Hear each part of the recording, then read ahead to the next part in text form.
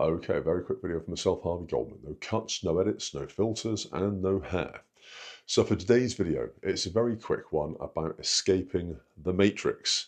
It's a phrase that over the last, I guess, 3 or 4 years, we've heard thrown about the internet, mainly in part due to people, I guess, like Andrew Tate, and then a load of others have kind of jumped on that bandwagon, and it's just now become a phrase. So, escaping the matrix, can you still beat the system in Britain in 2025? Um, yeah, the answer is that you may be able to. However, however, it does involve you bending the system's rules, not necessarily breaking them, but you do need to bend them in your favor. So let's look at a few facts and figures. So university is basically a scam for many people. Average student debt is now somewhere between 60 and 90,000 pounds.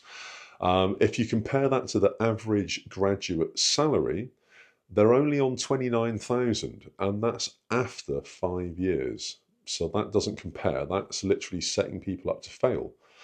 1 in 5 graduates, in fact, now declare that they do regret attending university. We know that the housing ladder is completely dead. In terms of the under 30s ever expecting to own a home, 70% of them say they never expect this to happen. Corporate ladders take a lot longer to climb. Gen Z, for example, will now take 7 to 8 years longer to reach management positions compared to boomers. Side hustles and DIY skills are going to be the things that matter. Now, I'm an absolute DIY cretin. I basically pay people. If something breaks, I pay the person that's got the skill to come around and fix it. I could probably save myself a load of money if I learnt a little bit of electrics, a little bit of plumbing, and a little bit of carpentry, for sure. We all could. But side hustles and DIY are the things that really AI is not going to readily replace. These will always be needed. Side hustles like freelance content creation, flipping, coding, they're all kind of low cost routes to income freedom. They're skills that you can teach yourself that for now are AI safe. Basically, side hustles and DIY is a £1 billion economy. And that's just side hustles alone. So, and also only in the UK. So, obviously, personal branding has become king, and the newer generations are the millennials, the Gen Zs are more aware of this than anybody. Whether it's LinkedIn, TikTok, YouTube, pick your social platform, being visible online, having, I guess, presence is now essential or deemed essential for career flexibility. So when one door closes, if you're present on social media, if you've got a bit of a following, you may find that other doors open. And these are perhaps doors that the system or the matrix hasn't yet found a way to close. DIY life skills, things like basic car repair, basic plumbing, even fundamental skills that many seem to lack, things like cooking, growing food. All of this can save you money over a long enough time frame, whether it's years or decades. But either way, it's saving you money.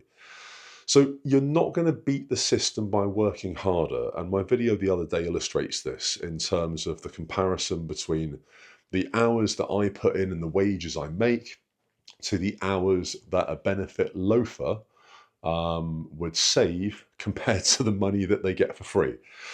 So you're not going to beat the system by working harder. You can only beat it by working smarter, and you need to own yourself.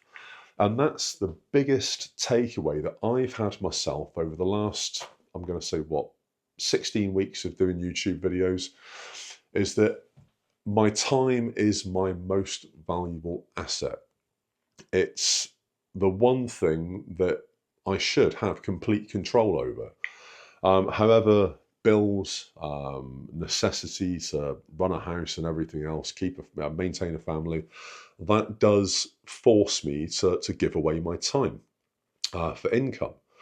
So what's the uptake from this? What do you guys see as being the best way to escape the matrix? Is there a definitive route out? Or is there perhaps no magic bullet? Does it depend on everybody's unique situation? And maybe you need to find the grift that works best for your lifestyle. Um, but yeah, I'm really keen to find out. I know that I've got a few different side hustles now. They're not all going to make it until the end of the year, I'll be honest. I'm thinking of chucking eBay in, only because the amount of time that I spend in listing items and sourcing items from suppliers to then sell them at a very low value comparatively in order to get the sales, I feel that that time and also the outlay could be invested elsewhere. So it's about using your time wisely and also obviously playing the system in a smart way. If anybody's got any hints and tips for this, bang it in the comments. I'm sure everybody would love to know. And yeah, there you go. YouTube's going to put another video there.